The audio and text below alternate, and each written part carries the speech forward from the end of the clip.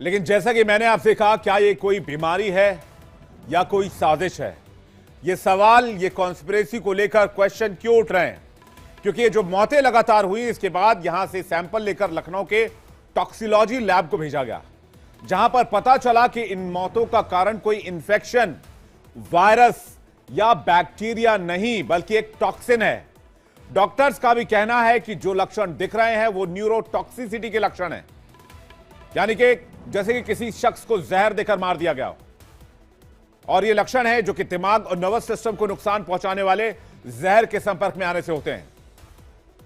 केंद्रीय मंत्री जितेंद्र सिंह ने भी इसमें साजिश की आशंका जताई है। उसका पूरी तरह निष्कर्ष निकालने में लगे, लेकिन उसकी जो आरंभिक जांच हुई, जिसमें हमारी एक टॉक्सिकोलॉजी लेबोरेटरी लखनऊ की थी, जो CSIR की लेबोरेटरी है, उससे ये निष्कर्ष निकाला गया कि ये कोई इन्फेक्शन नहीं था, वायरस नहीं था, बैक्टीरिया नहीं था, ये टॉक्सिन था। अब टॉक्सिन क्या था उसकी जांच जारी है। तो एक लंबी सीरीज है टॉक्सिन्स की, जिनको लेकर के टेस्टिंग की जा रही है। तो क्या किसी तरीके से इन इलाकों में आतंक फैलाने की कोशिश की जा रही है? क्या यह आतंक का कोई नया चेहरा या नया प्रारूप है? यह सवाल जायज है, सवाल बनते हैं। साजिश की आशंका के चलते ही गांव को 3 कंटेनमेंट जोन में बांट दिया गया है। इसकी भी जानकारी जल्दी से आपको दे देते हैं। पहला, जिन परिवारों में मौत हुई है उनके घरों को सील कर दिया गया है। यहां सभी की एंट्री बैन कर दी गई है। परिवार वालों को भी यहां जाने की अनुमति नहीं दी जा रही है। उन्हें यहां जाने के लिए अधिकारियों की मंजूरी लेनी होगी।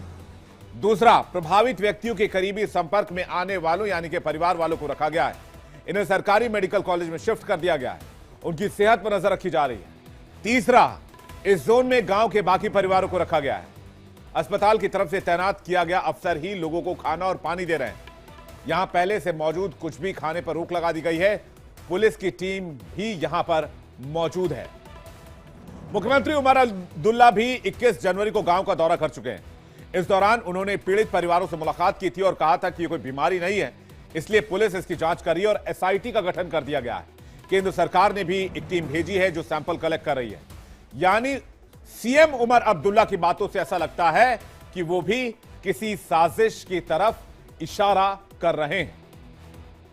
इसमें फिलहाल इंतजामिया की तरफ से मुझे लगता है पूरी तरह से इन्होंने इस सिचुएशन को रिस्पॉन्ड किया है। ऑनरेबल MLA साहब इनके साथ मिलके जो है लोकल जो यहाँ के रहने वाले हैं उनको कॉन्फिडेंस में लेके तमाम चीज़ों के बारे में उनको बाखबर किया जा रहा है। किस सब्सटेंस का इस्तेमाल हुआ है या किस वजह से ये डेथ्स हुई हैं वो अभी तक हम इस्टेब्लिश कर नहीं पाए, लेकिन हम कर लेंगे। बेशक इसमें 2-4 दिन क्यों ना ज्यादा लगे, मुझे उस बात की परेशानी नहीं होगी। शुरुआती बयानात, शुरुआती जांच रिपोर्ट के बाद टॉक्सिकोलॉजी लैब की रिपोर्ट आने के बाद साजिश की बू आ रही है, जिसे देखते हुए केंद्रीय गृह मंत्रालय भी इस मामले पर नजर बनाए हुए है। नेशनल लेवल के हेल्थ इंस्टीट्यूट्स की मदद ली जा रही है। इसमें पुणे का ICMR, दिल्ली का राष्ट्रीय रोग नियंत्रण केंद्र यानी कि NCDC, ग्वालियर का रक्षा अनुसंधान और विकास संगठन DRDO और PGI चंडीगढ़ भी इसमें शामिल हो गया है। लेकिन सबसे बड़ा सवाल यही है कि आखिर अगर ये कोई साजिश है तो क्या इसके पीछे आतंक का कोई चेहरा है या आतंक का ये नया प्रारूप, नया फॉर्मेट है? इस पर हमारी नजर आएगी। अपडेट्स हम आपको देते रहेंगे। चलते हैं अगली खबर की तरफ। रूस और यूक्रेन की जंग की तस्वीरें आपने पिछले कई महीनों से लगातार देखी हैं, लेकिन क्या यह जंग रुकने वाली है? 24 फरवरी 2022 को रूस ने यूक्रेन पर हमला बोल दिया था, जिसके बाद लग रहा था कि कुछ ही हफ्तों में जंग खत्म हो जाएगा, रूस यूक्रेन पर कब्जा कर लेगा। लेकिन आज तक ऐसा नहीं हो पाया।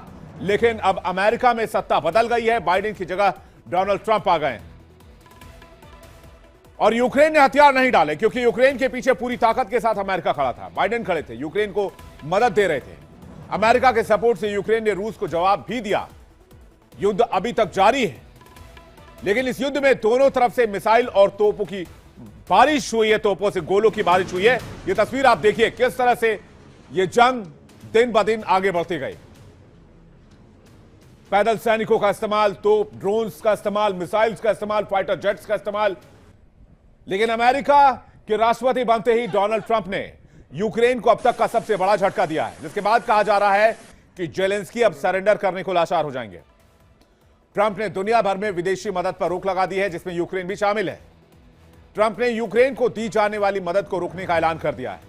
ट्रंप का यह फैसला यूक्रेन के लिए तगड़ा झटका है, क्योंकि इससे पहले तक बाइडेन सरकार में रूस से जारी जंग में यूक्रेन को लगातार मदद मिलती रही है, जिसमें अरबों डॉलर के हथियार भी शामिल हैं।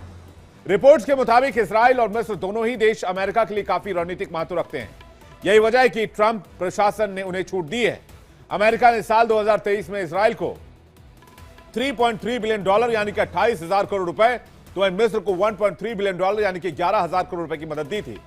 लेकिन अमेरिका के नए राष्ट्रपति डोनाल्ड ट्रंप ने यूक्रेन को अभी सबसे बड़ा झटका दिया है, जिसके बाद कहा यह जा रहा है कि जेलेंस्की सरेंडर करने को लाचार हो जाएंगे। ट्रंप का यह फैसला यूक्रेन के लिए तगड़ा झटका माना जा रहा है और जेलेंस्की के लिए बहुत मुश्किल भरा समय, जिसके तहत फिलहाल इजराइल और इजिप्ट को तो बाहर रखा गया है। इन देशों को अमेरिका से मदद मिलती रहेगी, लेकिन यूक्रेन को मदद नहीं मिलेगी। ट्रंप के इस फैसले ने पूरे यूक्रेन में खलबली मचा दी है। मदद कैसे मिलती रही यह आपको जल्दी से बता देते हैं। 2023 में यूक्रेन को अमेरिका ने $64 बिलियन की मदद दी। 2024 में भी भारी भरकम मदद दी, हथियारों की बड़ी खेप दी। अमेरिकी मदद की वजह से यूक्रेन युद्ध में अब तक डटा रहा है। अमेरिकी और यूरोप के हथियारों के बल पर रूस को उसने रोक कर रखा है।